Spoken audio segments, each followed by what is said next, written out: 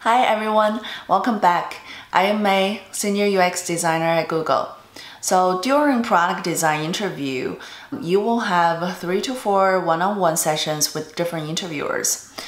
These sessions are by far the most nerve-wracking ones, as you cannot predict what interviewers will ask you. Today, I will share how I prepared for these sessions. I'll cover the basics, S.T.A.R framework, a mock interview example, and the talking tips. This will be the first session of behavior questions preparation. For the next session, I will dive into question categories and preparing stories for these categories.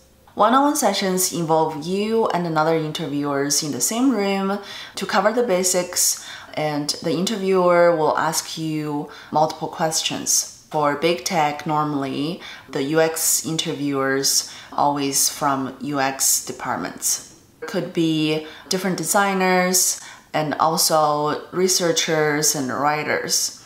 For general tech interviewers, they would be engineers and PMs. The session lasts around 45 minutes, with the interviewer mainly asking you questions for 30 minutes and you asking 2 to 3 questions at the end of the session. The interviewer may use behavior and situational interview techniques, which involve probing questions to determine how you performed in the past.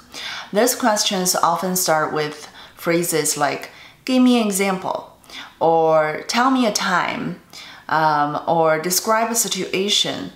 The interviewer seeks details of your past experiences and proofs in order to rate each response and predict your future experience or performance within the company. This rating will be used to determine your level upon entering the company and your corresponding compensation. That's why it's very important to prepare the behavior questions thoroughly. A common framework for answering behavior questions is S.T.A.R. Situation, task, action, and result. This framework is useful for preparing stories. Begin by describing the situation and providing context to your interviewer. Provide sufficient background and explain why the situation was important. Avoid giving too many details. Sometimes one sentence is good enough, such as, "We were working on a project to fix the onboarding dropout rate." The task should focus on the goal of the project and what success looks like for you as a product designer. Build on the previous example, my focus was to make sure the experience was as simple as possible, so more people could be onboarded successfully. Then describe the actions you took. Emphasize what you did instead of what the team did, so use I instead of we. To build on the example, after conducting market analysis and talking to many users, I proposed multiple design directions for testing. Finally, explain the results of your actions. How did you help your team and company? How did users respond?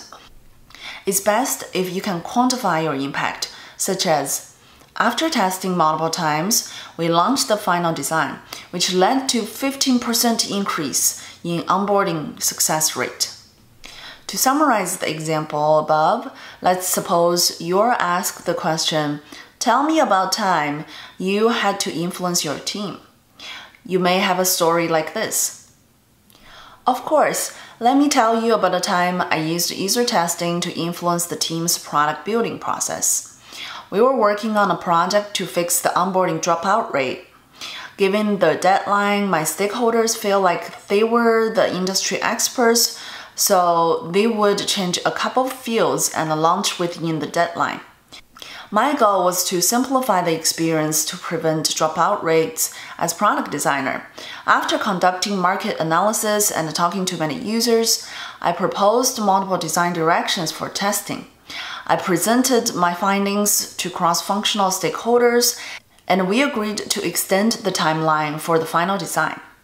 After testing with 30 real users, I finally arrived at a new onboarding flow.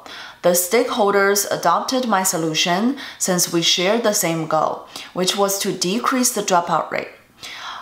I had solid proof that users would onboard successfully with my new design. We launched the final design, which resulted in a 15% decrease in onboarding dropout rate. The S.T.A.R framework is very efficient because interviewers can take notes in a logical sequence while you tell a story to make your interview sessions as successful as possible. Give your interviewer an easy-to-follow, concise story for each question. In addition to use S.T.A.R, let me recommend these 2 other tips to help your interview. First, use nugget first. Start your story with what the story is about. For example, if the interviewer asks, "Can you tell me about a time you had to influence your team?" Your nugget first would be, "Sure, let me tell you about a time I used user testing to influence the team's blank blank." Then follow the S.T.A.R story. Another tip is to speak in bullet points. Although it may be a forced behavior for you, but speaking in bullet points can help your interviewer not get lost.